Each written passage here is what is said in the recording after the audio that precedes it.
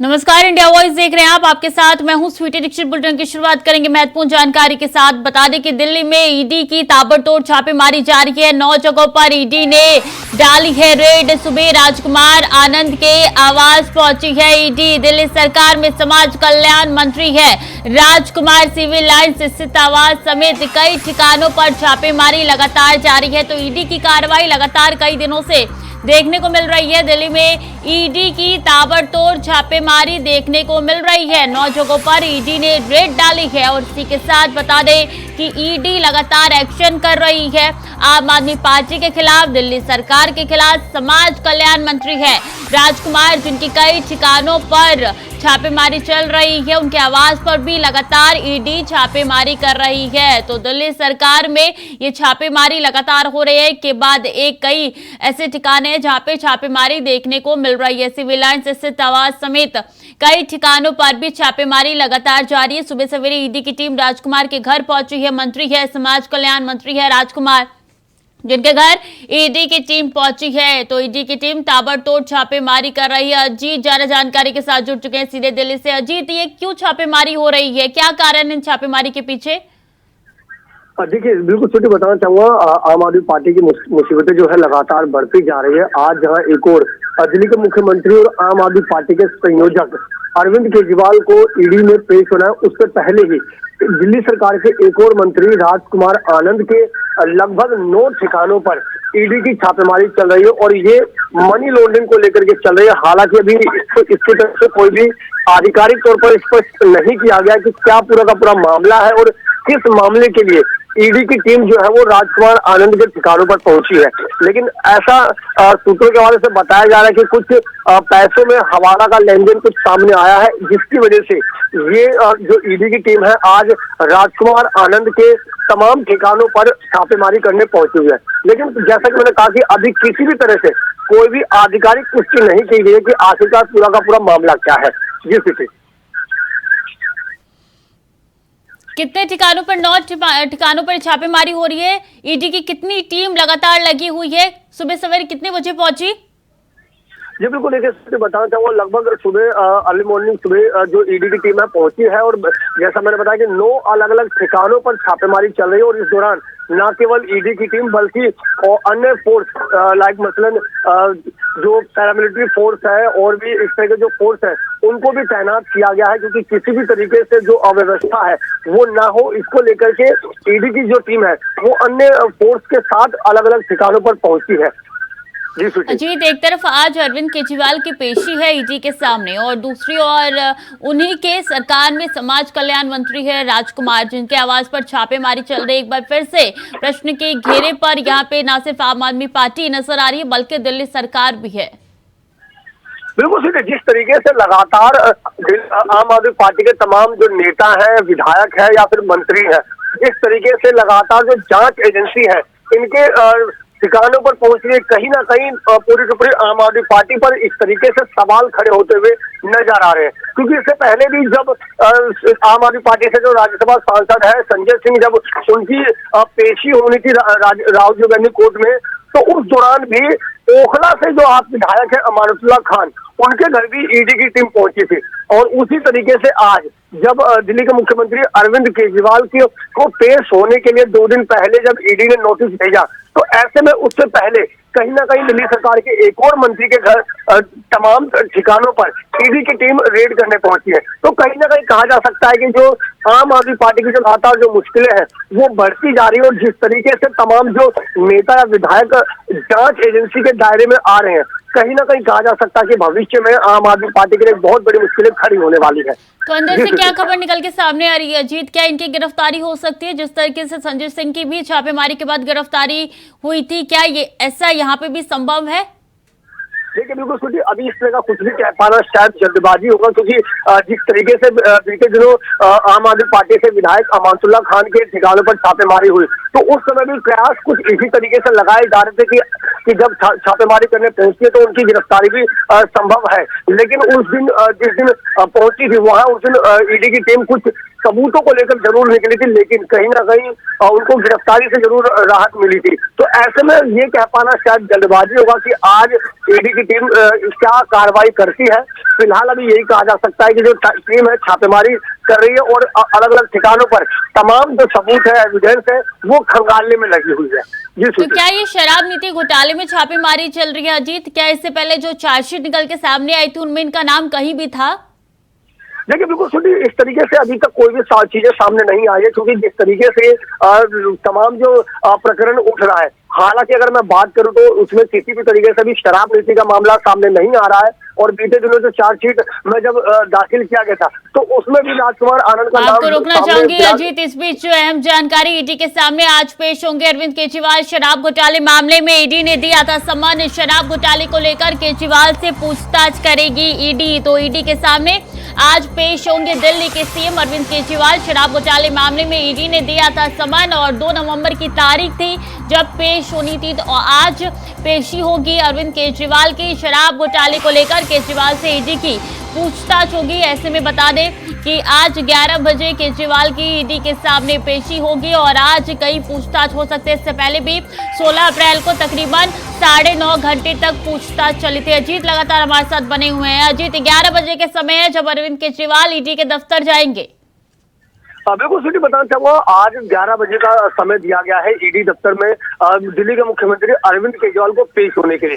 हालांकि अभी तक इसको लेकर के आम आदमी पार्टी या दिल्ली के मुख्यमंत्री अरविंद केजरीवाल की तरफ से कोई भी अभी आधिकारिक बयान इस तरीके से नहीं दिया गया। लिहाजा ये अभी तक असमंजस्य बना हुआ है कि आज मुख्यमंत्री अरविंद केजरीवाल ईडी दफ्तर पेश होंगे या नहीं। लेकिन जिस तरीके से तमाम प्रकरण है, क्योंकि आपको बताना चाहूंगा इससे पहले अप्रैल में भी इसी कथित तौर पर शराब घोटाले को लेकर गई सीबीआई द्वारा भी पूछताछ के लिए बुलाया गया था और लगभग कई घंटों की पूछताछ में तकरीबन 50 से ऊपर सवाल जवाब किए गए थे और उस दौरान भी जो सीएम अरविंद केजरीवाल है उनको पेश होने के लिए बुलाया गया था। ऐसे ही आज एक बार ईडी ने इस बार पेश होने के लिए बुलाया, तो देखने वाली बात होगी, क्योंकि 11 बजे का समय है। हालांकि ईडी दफ्तर के बाहर की अगर मैं बात करूं तो तमाम जो सुरक्षा व्यवस्था के जो चाक चौबंद इंतजाम है वो किए गए हैं, चाहे वो दिल्ली पुलिस की तैनाती हो या फिर पैरामिलिट्री फोर्स की बात हो, तो तमाम जो सुरक्षा व्यवस्था का इंतजाम है वो अभी से ही कर दिए गए हैं।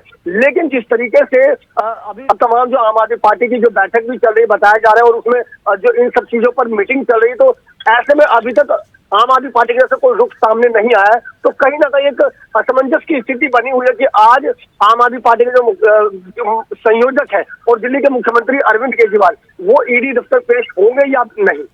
जी सुनी जी बिल्कुल, और 11 बजे का वक्त दिया गया है। ऐसे में देखिए बीजेपी के कई ऐसे नेता है जो कि कह रहे हैं अरविंद केजरीवाल मास्टरमाइंड है और इनकी भी गिरफ्तारी मुमकिन है।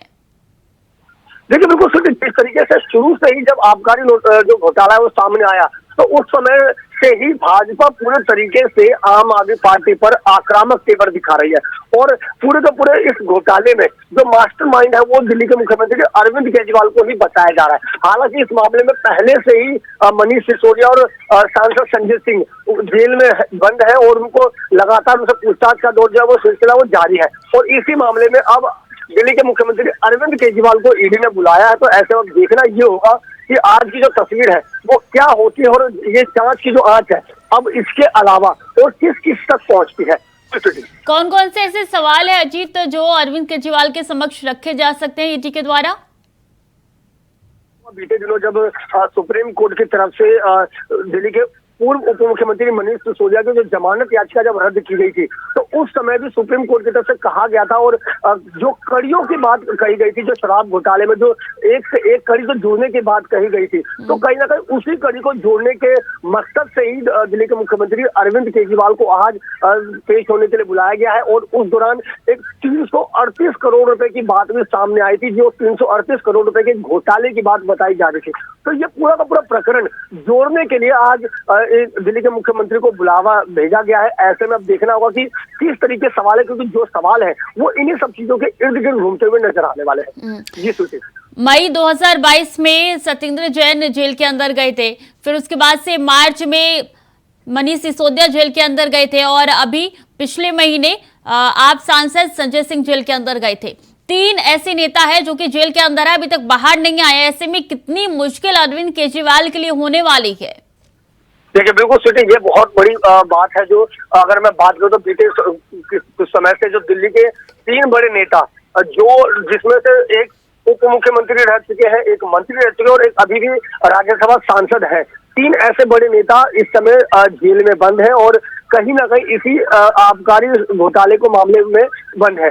अब इसी कड़ी को जोड़ते हुए मुख्यमंत्री अरविंद केजरीवाल को बुलावा भेजा गया। हालांकि अभी से ही जब से नोटिस भेजा गया, परसों जब नोटिस भेजा गया था, उस समय से ही आम आदमी पार्टी पूरी तरीके से केंद्र शासित मोदी सरकार पर और ईडी पर जमकर प्रहार करती हुई नजर आई है। और लगातार यही बोला जा रहा है कि भाजपा जो है वो आम आदमी पार्टी को खत्म करने की कोशिश कर रही है। और बिल्कुल 11 बजे का इंतजार है कि क्या अरविंद केजरीवाल ईडी के दफ्तर जाते हैं, क्या वो ईडी के सवालों का जवाब दे पाते हैं या नहीं। बहुत बहुत शुक्रिया अजीत आपका तमाम जानकारियों के लिए।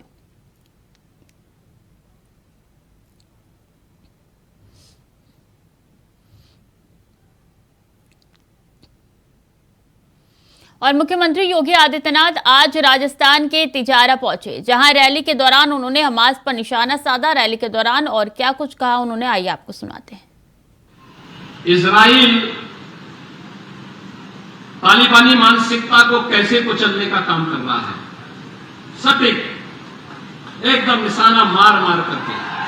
1947 से 2014 तक केवल देश के अंदर 6 एम्स बने थे, आज इनकी संख्या बढ़कर के 22 हो गई। मोदी जी ने मात्र 9.5 वर्ष में 22 एम्स बना दिए। उत्तर प्रदेश में योगी आदित्यनाथ सरकार ने समाजवादी पार्टी के नेता और यूपी सरकार के पूर्व कैबिनेट मंत्री के ड्रीम प्रोजेक्ट रहे मोहम्मद जौहर अली यूनिवर्सिटी को लीज पर दी गई कुछ जमीनें वापस ले ली है। इसका फैसला यूपी सरकार ने कैबिनेट की बैठक में किया। उन्हें साल 2012 में लीज पर समाजवादी पार्टी की सरकार आने के बाद ये जमीन लीज पर दी गई थी। बीजेपी के विधायक आकाश सक्सेना की शिकायत पर यह कार्रवाई की गई है। ये रिपोर्ट देखिए। जौहर की जमीन पर योगी का एक्शन, सपा को हो रही एक्शन पर टेंशन। आजम पर सपा का घमासान, नोटिया एनकाउंटर वाला बयान। जी, योगी सरकार ने जेल में बंद सपा के कद्दावर नेता आजम खान को बड़ा झटका दे दिया है। कैबिनेट की बैठक में सरकार ने आजम खान के जौहर यूनिवर्सिटी को दी गई जमीन अब छीनने का ऐलान कर दिया है। सपा सरकार के दौरान आजम खान ने रामपुर के पूरे कैंपस को 99 साल की लीज पर मौलाना मोहम्मद जौहर ट्रस्ट को दिलवाया था। करीब 100 करोड़ रुपए की इस 3825 वर्ग मीटर संपत्ति के लिए महज 100 रुपए सालाना किराया तय किया गया था। इसके लिए आजम खान ने माध्यमिक शिक्षा विभाग के साथ एक करार भी किया था, लेकिन अब सरकार ने इसी करार की शर्तों के उल्लंघन का आरोप लगाते हुए लीज कैंसिल की है। मंगलवार को योगी आदित्यनाथ की अध्यक्षता में कैबिनेट की बैठक में यह तय हुआ कि जौहर यूनिवर्सिटी की जमीन पर अब सरकार का अधिकार होगा। इस फैसले के तहत अब आजम खान के ऑफिस के साथ साथ रामपुर पब्लिक स्कूल की जमीन को भी खाली करवाया जाएगा। देखिए, भारतीय जनता पार्टी आजम खान साहब के खिलाफ जितनी भी कार्रवाई कर रही है वो सब गलत है। समाजवादी पार्टी हर स्तर पर इसकी निंदा करती है।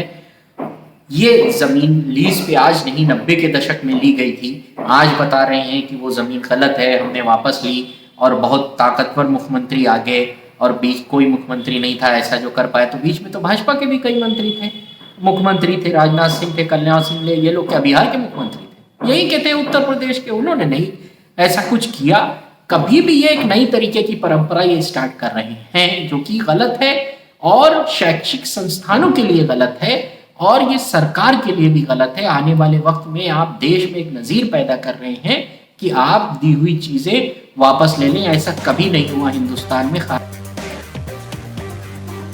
आपको ये भी बता दें कि बीजेपी विधायक आकाश सक्सेना ने इस मुद्दे को उठाया था। इसमें विधायक ने आरोप लगाया था कि आजम खान ने सत्ता की ताकत का इस्तेमाल किया, लीज की शर्तों का उल्लंघन किया। आरोप है कि आजम खान ने समाजवादी पार्टी सरकार में अपने प्रभाव का इस्तेमाल करते हुए न सिर्फ जमीनों पर कब्जा किया बल्कि नियम कायदे कानूनों को ताक पर रख दिया। अब इस मुद्दे पर भी सियासत हो रही है। एक बहुत बढ़िया कदम है, क्योंकि पर्सनल चीज़ के लिए आप क्यों इस्तेमाल करें। अगर आपको स्कूल खोलना था तो आप अपनी जगह लेके खोलते, और आपको अपना कार्यालय खोलना था तो अपना लेके खोलते। ये आपने गलत करा। ये सरकार का आपने अपने टाइम में बहुत फायदा उठाया था। तो वहाँ पे वो कार्यालय चला रहे थे क्या? जी आप उनका समाजवादी का कार्यालय चल रहा था वहाँ, और एक बिल्डिंग में स्कूल चल रहा था। अगर आपको शिक्षा देनी थी तो उसका ये होता था कि आप अपनी जगह लेते, स्कूल बनाते, तो वो बेटर होता। और ये मैं इस मामले में बताऊंगा कि जो गवर्नमेंट ने फैसला लिया है लीज समाप्त करके, बहुत अच्छा कदम है जनता के हित में। ये बिल्कुल सही काम हुआ है। एक्चुअली जो इन्होंने अपनी सत्ता के हनक में सारा कब्जा करा हुआ था सरकारी बिल्डिंगों पे, ये वापस होना चाहिए था। और इस तरह की जो और भी इन्होंने बिल्डिंगों पे जो कब्जा कर रखा है उन्हें भी खाली करवाना चाहिए। मैं स्वागत करता हूँ गवर्नमेंट का और यहाँ लेकर कि उन्होंने ये फैसला लिया। वैसे तो इससे पहले भी आजम खान को लेकर सपा और बीजेपी आमने सामने रहे, मगर इस बार तो योगी सरकार ने जो एक्शन लिया उससे जेल में बंद आजम परिवार के लिए ये एक्शन कहर बनकर टूटा। ऐसे में सवाल ये कि क्या वाकई में आजम के जुल्मों का हिसाब किताब अब चुकता होता दिख रहा है। Bureau report, India voice, Rampur. Lok Sabha चुनाव 2024 में समाजवादी पार्टी प्रदेश की 65 सीटों पर अपने उम्मीदवार उतार सकती है, जिसका संकेत लखनऊ में आयोजित सपा की राज्य कार्यकारिणी की बैठक में अखिलेश यादव ने दिए हैं। सपा अध्यक्ष अखिलेश यादव ने कहा है कि हमारी तैयारी पूरी 80 सीटों पर है, लेकिन हम इंडिया गठबंधन में है और गठबंधन का लक्ष्य भाजपा को हराना है। पार्टी कार्यालय पर तकरीबन 3 घंटे तक चली बैठक में बूथ कमेटियों के गठन की रणनीति भी बनाई गई।